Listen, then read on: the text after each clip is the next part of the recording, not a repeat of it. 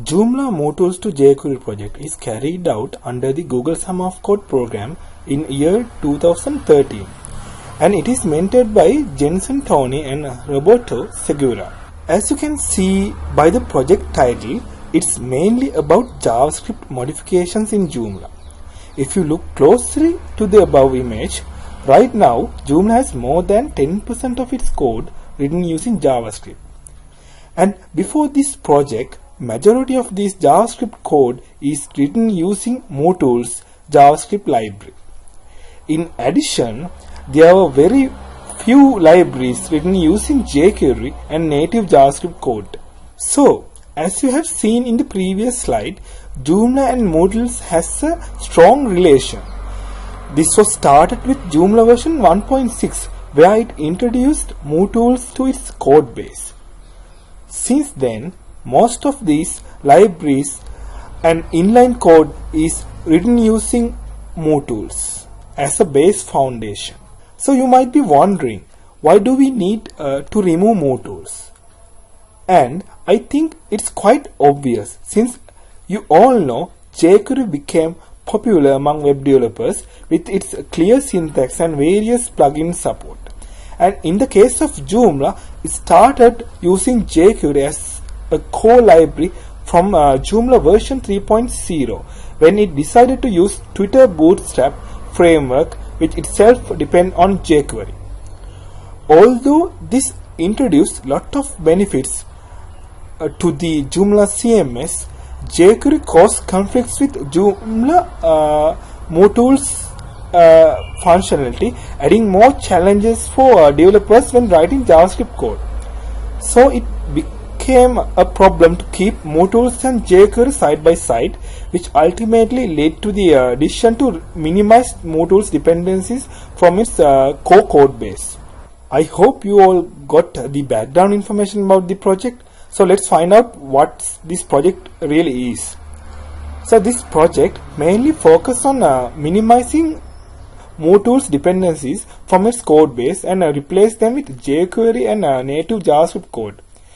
If you are end user of Joomla, you might not find any new features out of this project, but since it's more or less transparent to the end user. So under this project, initially the MooTools dependent JavaScript code is identified and classified based on its dependencies. Then MooTools dependent libraries and inline JavaScript code were written using jQuery and native JavaScript to keep the functionality intact. This had to be done keeping the backward compatibility also taken into consideration to support for extensions and for possible ongoing work, which was a major challenge. Out of this core project scope, most of these libraries were rewritten improving its code quality and fixing performance bottleneck.